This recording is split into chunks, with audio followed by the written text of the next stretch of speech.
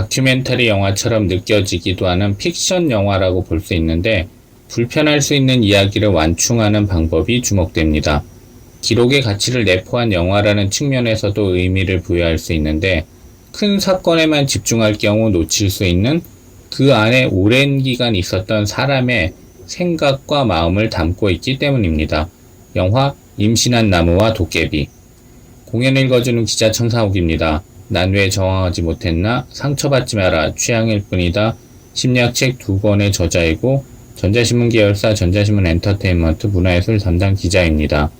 공연 읽어주는 기자 영화 리뷰 81번째 시간은 서울 독립영화제 2019 세 번째 리뷰 김동령, 박경태 감독의 임신한 나무와 도깨비 리뷰 기록의 가치를 내포한 영화입니다.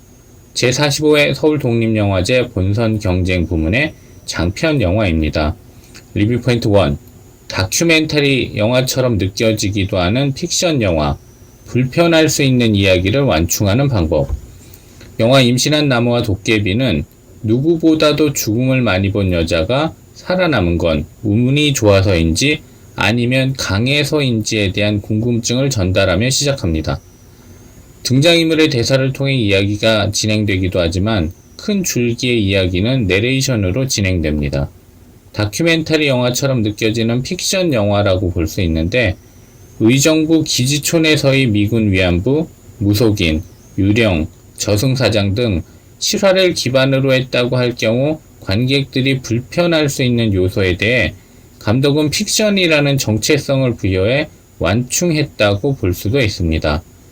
감독은 연출 의도를 통해 영화는 기지촌 여성이었던 박인순의 자전적 역사 쓰기에 관한 픽션이며 존재했으나 더 이상 존재하지 않는 이야기에 관한 이야기이자 소멸에 저항하기 위한 복수극이다 라고 밝힙니다. 연출 의도의 문구는 다소 어렵게 여겨지기도 하는데 실제 영화를 보면 더 많이 이해할 수 있습니다. 리뷰 포인트 2.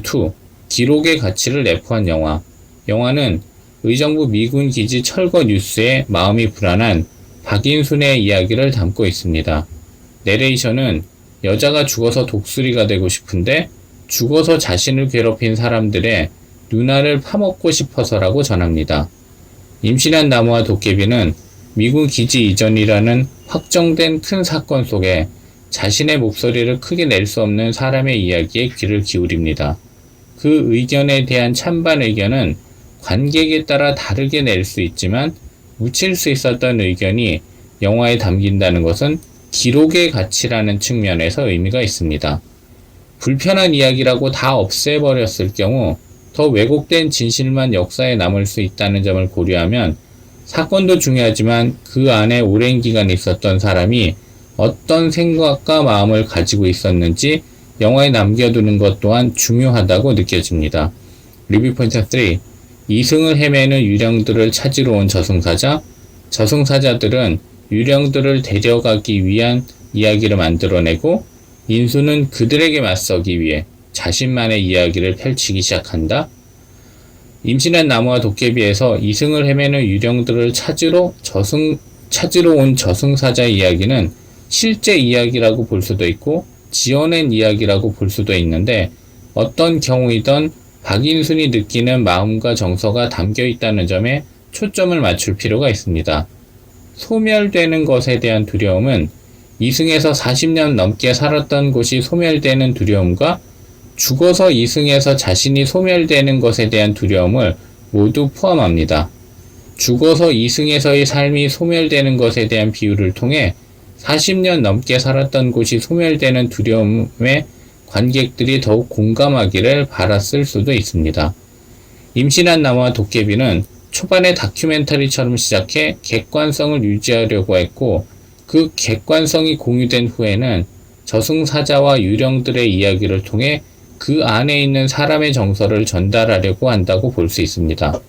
사실을 바탕으로 한 이야기가 구전을 통해 전해지면서 이야기가 많이 붙은 것처럼 표현된다는 점이 주목됩니다. 공연 읽어주는 기자는 전자신문 엔터테인먼트 기사 사이트와 네이버 포스트, 전자신문 엔터테인먼트 채널을 통해 글로 보실 수도 있습니다. 지금까지 사연 읽어주는 라디오 고정 게스트 되고 싶은 천상욱이었습니다. 여러분이 행복하고 자유롭게 사시기를 원합니다. 고맙습니다.